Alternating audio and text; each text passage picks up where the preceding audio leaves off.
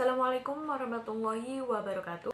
Sugeng dalu para pamirsa Wardik Warta Pendidikan.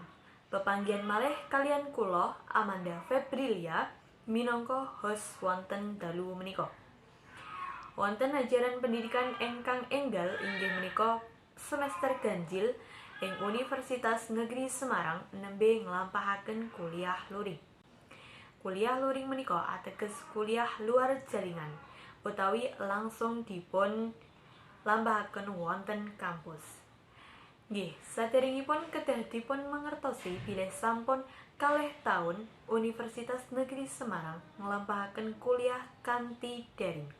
Antawisipun kuliah daring utawi luring, sami-sami anggadhahi plus lan minusipun. Plus minus menika inggih dipun raosaken dening dosen lan para mahasiswa ing Universitas Negeri Semarang. Menapa kados mekaten?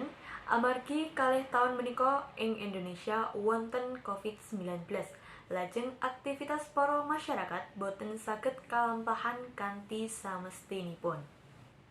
Nggih, samenika kula sampun ngrawuhaken narasumber inggih menika salah satunggalipun mahasiswa ing Universitas Negeri Semarang.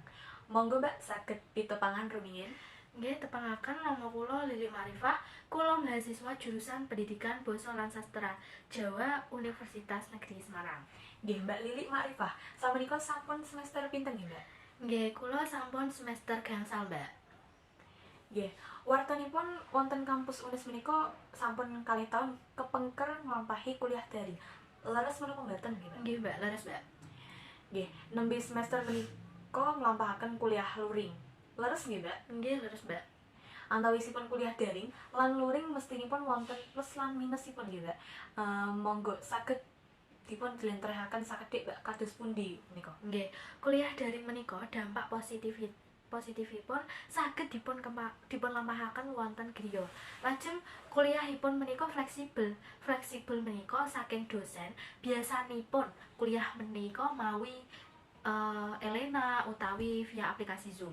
Dados menawi mawi Elena menika kuliah saged dipun sambi kalian aktivitas sanesipun. Kaya dene niku kerja, Mbak. Nggih, lajeng dampak negatifipun inggih menika materi ingkang dipun andharaken dening dosen boten saged jamin sedaya mahasiswa nggatekaken lan paham. Wonten malih menawi kuliah daring menika kirang efektif amargi perkuliahan menika boten saged kalampahan kanthi langsung lan pemahaman mahasiswa menika kalian materi nggih kuliah menika kirang padhet anggenipun memahami.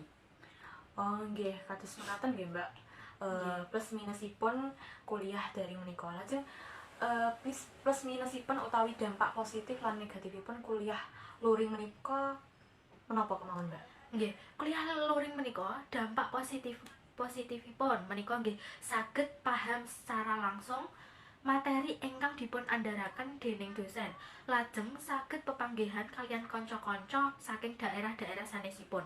Wonten malih menawi kuliah luring menika ketambahan pengalamanipun ingkang kathah lan sapituritipun. Dene dampak negatifipun margi wonten sekitaripun kampus menika ngalami kepadatan lalu lintas.